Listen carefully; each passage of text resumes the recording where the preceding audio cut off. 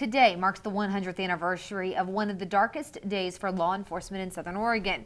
It also marks the day a legend was created. In tonight's Oregon Trails, News Watch 12's Ron Brown takes a look back at the day Sheriff August Singler shot it out with a fugitive and paid the ultimate price. Diane Walker is one of 28 grandchildren of former Jackson County Sheriff August Singler. Singler has the dubious honor of being the first lawman killed in the line of duty in Jackson County and one of the first in Oregon. Some say that had he survived, he may have equaled the fame of the legendary Wyatt Earp a generation before. 36-year-old August Singler rode into the sheriff's position on a wave of popular support in the 1912 election. He used the campaign promise like no other. National Record noted that he was the only candidate in the election that said he was running for the job because he wanted the job and he wanted to feed his 8 kids. People really liked him because he had such a sense of humor. He was always willing to help. It said the Singler children kept the people roused during the day and the bloodhounds kept them awake at night.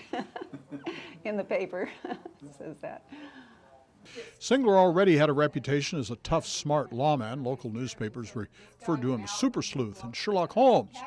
When a 19-year-old local tough guy named Lester Jones showed up in town, Singler decided to make the arrest himself. Nobody else really wanted to do it. So, early in the evening of April 22nd, 1913, Singler and a neighbor drove out to this property just south of Jacksonville, where Jones was holed up in a small cabin.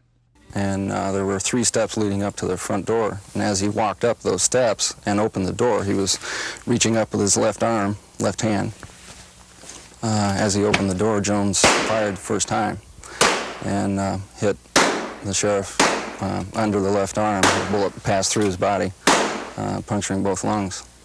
I think the sheriff fell off of the steps, maybe fell all the way to the ground, but returned fire and emptied his revolver, 6 shots, and hit Jones with all 6 shots. Jones, in the meantime, was firing back at him and probably falling from being hit Singler one more time in the right hand, and then collapsed to the floor of the cabin, and he died at the scene. Sheriff Singler managed to stumble back to his friend before collapsing on the ground. He was rushed to the new modern Sacred Heart Hospital in Medford. Doctors worked feverishly and managed to remove the bullet from his right side, proclaiming the surgery a success. This is the shirt he was wearing at the time, still with a bullet hole in the left side. According to what my mom said, that he knew his wounds were fatal. They operated on him in hopes, I think, that they could save him. But Sheriff Singler died the morning after being wounded. This is his handwritten will. He left a wife, 8 kids, and 2 hound dogs. The whole county mourned, and the largest funeral ever in Jackson County wound its way 12 blocks through Medford to the IOOF cemetery. Diane Walker says he was very selfless and was always ready to act when and where he saw a need. My grandmother always said that's possibly a reason, you know, he got shot, because he was, when he decided to do something, he went out and did it, and he might have not taken as much caution as what he could have.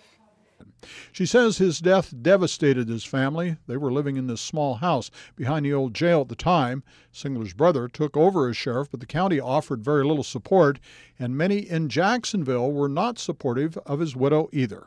Mom said they'd come to the door, and she said some ladies would knock on the door and say, you know, you can't raise him, you have too many children, you can't do this.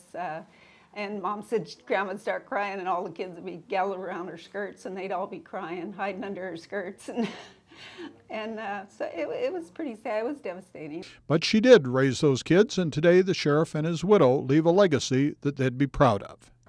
It was 100 years ago this weekend that Lester Jones and Sheriff August Singler faced off in a furious gunfight at a cabin near the edge of the woods just outside of Jacksonville. Both men ended up dying, but Sheriff Singler is remembered today by a memorial plaza between the jail and the Jackson County Justice Building. In Jacksonville, Ron Brown, Newswatch 12.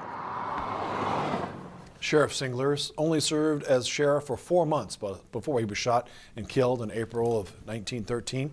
He's reportedly the first lawman in this area to use fingerprinting as a crime-fighting tool and introduced the use of bloodhounds to track suspects and missing persons.